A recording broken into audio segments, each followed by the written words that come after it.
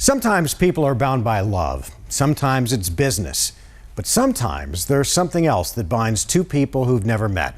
A commonality, something sinister in this case, murder.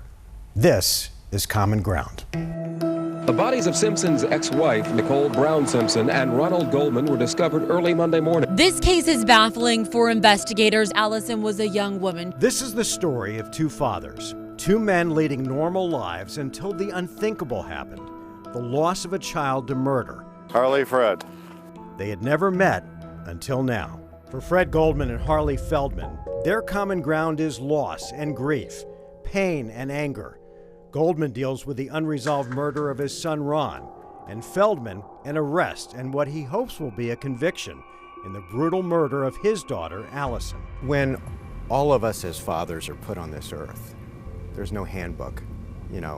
You raise your kids never expecting that, God forbid, you would have to go through something like this.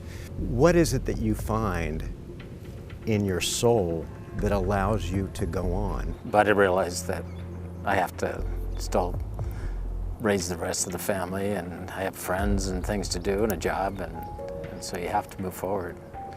So what I did is I took on two tasks. One was to help the police find her killer, and the other was to keep her legacy alive. It becomes our life to do whatever we have to do with our lives and move forward. I wouldn't be honoring Ron if I did anything less. Both men put on a brave front, but when you look in their eyes, the pain is a living, breathing thing, like a cancer that can't be treated. I want to apologize for something that I think that we in the media do, and that is we're so quick to say the family finally has closure when they made an arrest.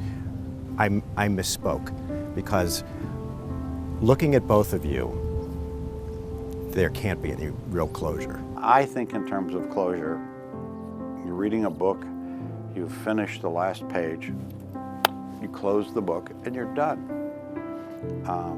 There's no closing of the book. I'm the same way. I know people mean well, but it hurts because there's not a closure. There's just the next step along the way. For both, each day is a challenge, remembering what they've lost and knowing what will never be. You have dealt with this much longer than Harley.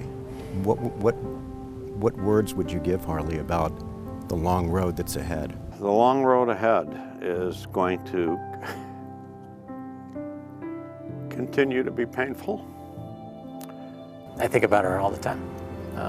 Things come up, a phone call I would have made to her, or some advice I'd give her.